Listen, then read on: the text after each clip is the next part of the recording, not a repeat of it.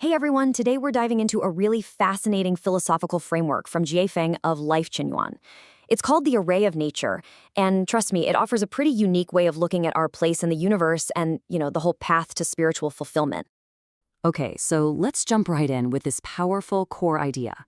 Basically, we live in nature the same way a fish lives in water. We can't escape it. We come from it, we're completely surrounded by it, and eventually we return to it. This simple fact that nature is this all-encompassing reality is the bedrock for everything else we're going to talk about. Right away, that brings up a huge question, and it's really what this whole explainer is about. If we can't ever leave nature, and if, as the text says, nature is the Buddha, then what does it even mean to become a Buddha? How do you achieve some kind of transcendence if you're already inside the very thing you're trying to connect with? What would that journey even look like? Well, to answer that, we first have to understand what this philosophy means by nature. See, it's not just one big, monolithic thing. According to Zhu Feng, it's actually broken down into three different layers, and each one has its own specific quality and purpose. So, at the very, very center of it all, you have what's called innate nature. Think of this as the fundamental, formless spark of everything. It's the shared essence that connects a mountain, a river, a person, even a god. It's the nature of Tao itself, the ultimate reality. Now, the next layer out from the core is bestowed nature. This is what starts to create different categories of things. The source gives a great example. All water shares the same innate nature, right? But bestowed nature is what makes seawater salty, river water fresh, and rainwater, well, rainwater. It creates distinction and gives things their specific character. And then, the very top layer, the one we interact with every day, is acquired nature. This is where our individuality really comes into play. These are our habits, our personalities, all the traits we pick up from our environment and our life experiences. And get this, the source says that even things we consider virtues, like benevolence, wisdom, or trust, actually belong here. They're learned and acquired, not fundamental. This is the nature of reason. So let's put it all together with an example we all know pretty well, ourselves. Our innate nature is that spark that makes us all fundamentally human. Our bestowed nature could be seen as the unique traits of different groups or races around the world. And our acquired nature? Well, that's you. That's your specific, one-of-a-kind personality. It's this really neat journey from the universal all the way down to the individual. Okay, so that's the map of the array we're all living in. The question now is, what's the point? What's the spiritual goal here? To answer our original question, we have to figure out what it really means to escape the array. And here's the absolute key. Escaping the array doesn't mean breaking out of nature. The philosophy says that's impossible anyway. No, escaping the array is actually a journey inward.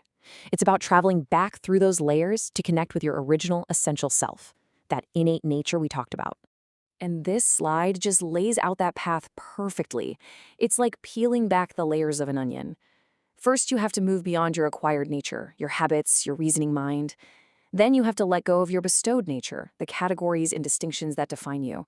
And when you do that, you finally arrive back at that pure core state of innate nature, the nature of Tao.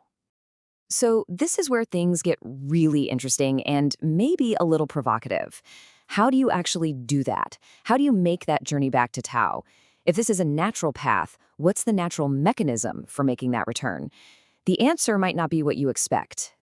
If you look at a lot of spiritual traditions, there's a heavy focus on suppressing physical desire. The body is often seen as something to overcome. But the text we're looking at here from Shui Feng, it presents a totally different idea.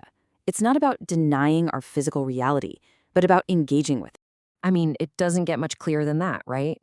The philosophy states very directly that the path back to our innate nature isn't found by avoiding our sexuality, but by embracing it. It suggests that denying this fundamental part of ourselves actually pushes us further away from that state of Tao or Buddhahood. So what's the logic here? Well, it's all rooted in the idea of yin and yang. Our division into male and female is part of our bestowed nature. It's a state of separation. This philosophy argues that the physical union, the balancing of these two energies, is the natural way to transcend that division and get back to the unified, harmonious state of Tao. If there's an imbalance, the return journey becomes really difficult. All right, so we've covered the structure of nature, the inward journey back to our core, and a very specific, very physical method for that return. Let's pull all these threads together now and think about what this all really means. So, to wrap it all up, this framework from Su Feng of Life Chanwen really flips the script on spiritual transcendence. It's not about escaping the world, it's about going deeper into it to find your essential self. It's a journey from the individual to the universal.